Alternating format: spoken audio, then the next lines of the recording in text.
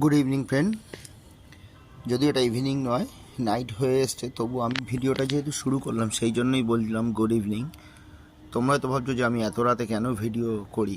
Actually কারণটা হচ্ছে আমি কাজ থেকে ফিরে এসে প্রত্যেক দিন রাত্রিরে এসে ছাদে আমার গাছগুলোকে দেখি যে গাছগুলো সব ঠিক আছে কি না, কোনো অসুবিধা হয়েছে কি না, কোনো গাছে কোনো প্রবলেম আছে কি না, কোন গাছটা ঠিকঠাক গ্রো হচ্ছে, কোন গাছটা হচ্ছে না, কতটা জলের দরকার, কতটা জলের দরকার নেই।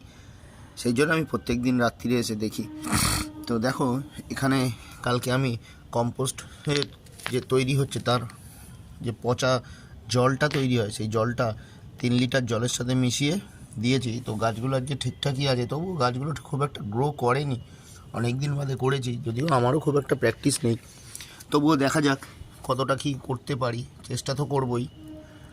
তো আগামী দিনে গাছগুলো কি গ্রোথ হয় সেটাও আমি তোমাদের সঙ্গে শেয়ার করব। তো দেখতে পাচ্ছ প্রত্যেকটা ম্যারিগোল্ড গাছ সব ঠিকঠাকই আছে। আর এখানে দেখো চন্দ্রমল্লিকাগুলো মোটামুটি ঠিকই হচ্ছে, প্রুনিং করে দিয়েছি একটু, তার জন্যে প্রত্যেকটা ডাল থেকে আলাদা আলাদা নতুন গাছ বেরিয়ে গেছে। জিরেনিয়ামের পাতা আস্তে আস্তে বড় হচ্ছে, তার মানে গ্রোথ আস্তে আস্তে এগোচ্ছে, এটাই সাকসেস। আর এই একটা গাছ জানি না এটার নামটা কি, কিন্তু খুব সুন্দর ফুল হয়। আর এদিকে চলো দেখাচ্ছি যে আমার গ্ল্যাডুলিয়াসের বাল্বগুলো কতটা গ্রো করছে। দেখো এই গাছগুলো এবার তুলে রিপোর্টিং করব। এগুলো হচ্ছে সব বাল্ব থেকে তৈরি হয়েছে, তোমরা দেখতে পাচ্ছ এগুলো সব বাল্ব থেকে তৈরি হয়েছে।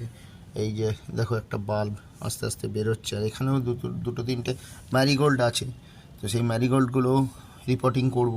এখনও করিনি আমি, অ্যাকচুয়ালি একটু গোবর সারের জন্যই ওয়েট করে রয়েছি, গোবর সারটা ঠিক জোগাড় করতে পারছি না। আর এই দেখো কি সুন্দর দেখতে পাচ্ছ বেরোচ্ছে গ্ল্যাডুলাসের বাল্ব থেকে ছোট্ট চারাগুলো, খুব ভালো লাগে দেখতে। দেখো তো এগুলো যখন রিপোর্টিং করব সেগুলোও তোমাদের সঙ্গে শেয়ার করব, ফুল হওয়া অবধি, ফুল হওয়ার সময় তোমাদেরকে দেখাবো। তো দেখা যাক কতটা কি করতে পারি।